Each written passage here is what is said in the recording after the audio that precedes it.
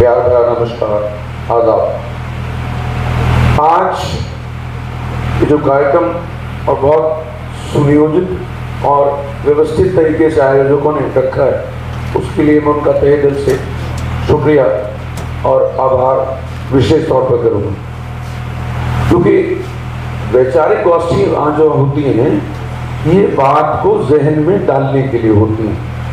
यहाँ कोई किराए की भीड़ ला के कोई वो ताकत का प्रदर्शन नहीं है। यहाँ तो मुद्दों को समझना है कि हमारी लड़ाई किन विषयों की, और हमारी लड़ाई जो 75 साल से अगर देश आजाद हो गया तो कुछ बराबरी की बात, कुछ हकों की बात होनी थी, वो नहीं हुई। मैं उसको विस्तार से रखूंगा, पर जो राजनीति है वो आपको विषयों को समझने ही नहीं देती। अभी राम राम भाई, जय सिया राम भाई, जय श्री राम भाई, जय श्री राम, जय श्री राम, आपके देश को, प्रदेश को ऐसी स्थिति में पहुंचा के मुद्दों से हटाया जा रहा है। धर्म आपका तरीका इबादत, आप पूरब में बैठ के पूजा करें या पश्चिम में बैठ के पूजा करें, उसका सियासत से कोई मायने नहीं होता। लेकिन आज की सियासत कील धर्म की गाड़ के आप लोगों के बीच में, दुश्मनी के बीच वो के वो सत्ता में टिके रहना चाहते हैं। तो ये दर्द है, और ये दर्द है कि 75 साल से हमें जो मिलना चाहिए था वो नहीं मिला। और वो क्यों नहीं मिला? ये आवाज सुनते हैं बहुसंख्यक, बहुसंख्यक, बहुसंख्यक। कौन है बहुसंख्यक? बहुसंख्यक इस देश के मालिक है। ये देश जंगल रहा होगा, कभी पुराना इतिहास में आप जाएंगे, कुछ तोड़ के खेत बनाने वाले वो बहुसंख्यक है। और इस देश पे राज कौन कर रहा है? इस देश पे राज 85-15 सुना है, पर हमारा जो शुद्ध है अब वो 95-5 है। और ये 5% में हिंदू और मुस्लिम में एक कल्चर है, एलीट क्लास, और उसको ब्राह्मणिज्म कहते हैं। वो ब्राह्मणिज्म गवर्न करता है हम बहुसंख्यकों को, देश हमारा, और राज वो करते हैं। अरे पॉलिसी इधर किसान को बनानी है, किसान के हित की पॉलिसी बननी है, तो किसान अगर संसद तक नहीं पहुंचेगा तो कैसे संभव होगा? मूल विषय आज का, अब मैं उसमें विस्तार से आपको बताऊंगा। ये भूमिका के लिए मुझे कहना आवश्यक था। आपने अभी 15 अगस्त को देश की आजादी का दिवस मनाया, बहुत हर्षोल्लास से मनाया। 15 अगस्त 1947 को हिंदुस्तान आजाद हुआ था। पर इस देश में रहने वाले बहुत सारे लोग, जिनकी तादाद आज अगर आकलन कर रहे हैं और 2011 की जनसंख्या का डाटाबेस से हम उठाते हैं, उत्तर प्रदेश में इनकी संख्या 6.25 करोड़ है, और पूरे भारतवर्ष में ये लोग 25 करोड़ हैं। कौन है लोग? ये लोग वो हैं जिन्होंने 1857 की क्रांति में अपने प्राणों की आहुति दी। अंग्रेजों के कंधों पर चोरी डाल के हल चलवाए, खेत जोते हैं उन अफसरों ने जिन्होंने देश लूटा। हमने अपने प्राणों की आहुति दे दी। उसमें अकेले एक गुर्जर बिरादरी की बात नहीं, बहुत सारी नामांतर बिरादरियां, और उनमें छोटे और बड़े का भेद करके उन्हें संगठित नहीं होने दिया। आप एक गांव के गांव जले, सिर्फ 7 साल की जागृति का हमारा प्रयास कि आज सवाल को जानते हैं कि 1857 की जो क्रांति मेरठ से शुरू हुई, उसके नायक कौन थे? उसके नायक धन सिंह कोतवाल थे। लेकिन आपने उससे पहले किताबों में क्या पढ़ा? मंगल पांडे जी 1857 की क्रांति के नायक थे। अरे भाई, उन्हें हम झोलझाला वकील पकड़ते हैं, उन्हीं किताबों में मेरठ में क्रांति की शुरुआत होती, और मंगल पांडे जी कभी मेरठ में गोष्ठी नहीं होती। वो 8 अप्रैल 1857 को भुला दिए गए थे। जो उन्होंने कथा की थी उनके माफीनामे भी हमारे पास अब प्रूफ है, क्योंकि हम पढ़ने लगे हैं।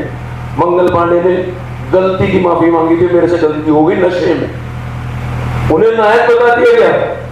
हम क्योंकि अनपढ़ थे, हम शिक्षित नहीं हो पाए, क्योंकि जब अंग्रेजों ने हम पे जुल्म करने शुरू किए तो हमें पहला पलायन करना पड़ा।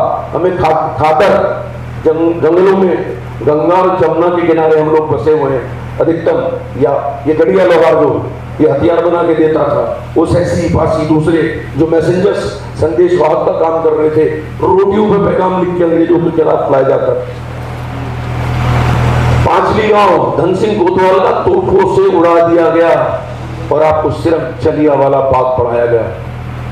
उस क्रांति को असफल कह दिया गया क्योंकि कुछ दूसरे एलीट क्लास एक प्रोग्राम चला रहे थे और वो देश को अपनी गिरफ्त में लेना चाहते। इसलिए हमारी कोशिशों को, हमारी कुर्बानियों को दूसरे दो दर्जे पर रख दिया गया। अंग्रेजों ने क्या किया जब हमने उनके खिलाफ जंग किया? वो एक एक्ट लेके आए 1871 में, the criminal tribe act of 1871 फिर 1925 तक उसमें अमेंडमेंट होते रहे। और आज मेरी मोहित भाई से फोन पे अभी बात हो रही है, मोहित तंवर जी जो इस लड़ाई को ह्यूमन राइट कमीशन में लेके चल रहे हैं और काफी अच्छी सफलताएं की तरफ हम लोग बढ़ रहे हैं कि एक अमेंडमेंट एक्ट भी आया था। तो यार नया शोध होगा, अभी वो कागज मेरे फोन पे पहुंचेंगे तो वो कहीं किसी और अंजाम तक भी हम इस लड़ाई को पहुंचाएंगे। मेरा उस एक्ट का प्रभाव ये हुआ कि आपके 12 साल के बच्चे को भी थाने में हाजिरी देनी पड़ती थी।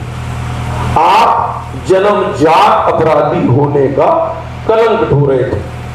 अपराध क्या जन्मजात अपराधी होता है क्या? बच्चा अपराधी होता है क्या?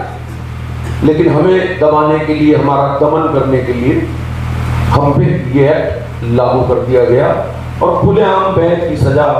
आप अपने एरिया से बाहर दिखे तो आप बंद हो गए, आपकी औरतों के साथ बदतमीजियां कर ले अंग्रेज या पुलिस, तो वो जुल्म हम लोगों ने सहा। अब देश 15 अगस्त 1947 को आजाद हुआ और देश उसी जश्न को मनाता है। लेकिन हम 15 अगस्त 1947 को भी आजाद होने के बाद कलंक ढो रहे थे, गुलामी का कलंक ढो रहे थे, चोर कहलाने का, अपराधी कहलाने का। हमारी तरफ किसी ने ध्यान नहीं दिया। अंग्रेजों ने जो कलेक्टर होते थे, एसपी होते थे, प्रोविंशियल में बड़ा उनकी शासन व्यवस्था चलती थी, तो उनको पूरे अधिकार दे रखे थे। और यहां तक है कि पुलिस मैनुअल उठा के देखें तो उसमें फला फला फला जातियां और फला फला फला जिले। अगर यहाँ कोई आपराधिक घटना की बात है, पूरे गांव को चिन्हित कर लो, व्यक्ति को चिन्हित करने की जरूरत ही नहीं है। ये कैसे हुआ? अरे कुर्बानी पे तो स्वागत किया जाता है, हमें जिल्लत झेलनी पड़ी, हमें कोई बराबरी का हिस्सा कहीं कुछ नहीं मिला। तो अंग्रेजों ने इसमें बहुत सारी जातियों को नोटिफाई कर दिया, नामित कर दिया। तो अब देश आजाद हुआ 1947 में, पर हमारी सुध आई 1950 में बात होनी शुरू होती है। और 13 अगस्त 1952 को वो काला कानून जिसमें मेरे घर में हर पैदा होने वाला बच्चा जन्मजात अपराधी था, उसको हटाया गया, डिनोटिफाई। 31 अगस्त तो गलती से कुछ और निकल गया, 31 वो याद। तो हम अपनी आजादी, जब नागरिक एक, देश एक, कानून एक, तो हमारे लिए तो बराबरी नहीं थी ना जिस दिन हम बाकी नागरिकों के बराबर हो। पर दुर्भाग्य देखिए कि अब जब 1952 में डिनोटिफाई कर दिया गया, वहां नोटिफाई अंग्रेजों ने किया था, सरकार ने वो एक्ट हटा के डिनोटिफाई कर दिया। तो आप डिनोटिफाइड ट्राइब्स कहलाने लगे। ट्राइब होती है जनजातियां, इसमें 2 वर्ग हैं, एक जो स्थायी रूप से निवास करते हैं और दूसरे जो आज भी घूम रहे हैं, उनके अधिकार नहीं, उनके राशन कार्ड नहीं, उनका आयुष्मान कार्ड नहीं, फिर कहां इस देश में कौन बराबरी की बात करता है? और क्यों झूठ बोलते हैं? हम इसमें इतनी सारी योजनाएं 1952 में हमें दी गई कि हमारा स्तर ऐसा ही होता जैसा एससी और एसटी का था। अब जरा सा समझाओ कि मैं वीरा विराम लूंगा क्योंकि बाकी लोगों को भी बोलना। इस देश में एक व्यवस्था है आरक्षण। आरक्षण क्या है? आरक्षण जो व्यक्ति, कौम, समाज किसी भी कारण से पिछड़े रह गए, वो बराबरी की धारा में आ जाए। भाई पढ़ नहीं पाए, रिमोट एरियाज में जो स्कूल नहीं होते थे, वे उनके पास सारी सुविधाएं नहीं थी, तो इसलिए आरक्षण की व्यवस्था देश में हुई। और आरक्षण क्या है देश में? आरक्षण की दो कैटेगरी, संवैधानिक आदेश 1950 से आर्टिकल 341 और 342, एससी का आरक्षण और एसटी का आरक्षण। ये 1990 के में आता है आपका ओबीसी, तो बहुत बात की बात है, और उसकी भी लड़ाई और उसका भी अनंत आंखें खुल जाएंगे अगर वो टॉपिक कोई बात करना चाहेंगे। लेकिन एससी को तो आरक्षण दिया आपने, सिर्फ भेदभाव, छुआछूत की बात की। ये लंबा विषय है, ये बलबीर तोमर भाई साहब का विषय है, ये सामाजिक न्याय का विषय है, इसे बहुत विस्तार से मैं चाहूंगा बलबीर तोमर भाई साहब ये समझाएं। तो वहां उनको तो आपने सिर्फ उनके साथ भेदभाव हुआ था। अरे यार, हमारे साथ तो क्रूएलिटी हुई, हमें तो पेड़ों पे टांग दिया गया, ये कह दिया अगर लाशें नीचे उतारी तो तुम्हारे गांव का भी हाल यही होगा। लाशें भी नीचे नहीं उतरी, इस कदर के हमारा दमन। और बाबा फतवा गुजर जैसा अभी जिक्र किया था, ये धरती, आपको उनका कहानी पता ही है, एक व्यक्ति कितनी बहादुरी से अंग्रेजों के खिलाफ लड़ा।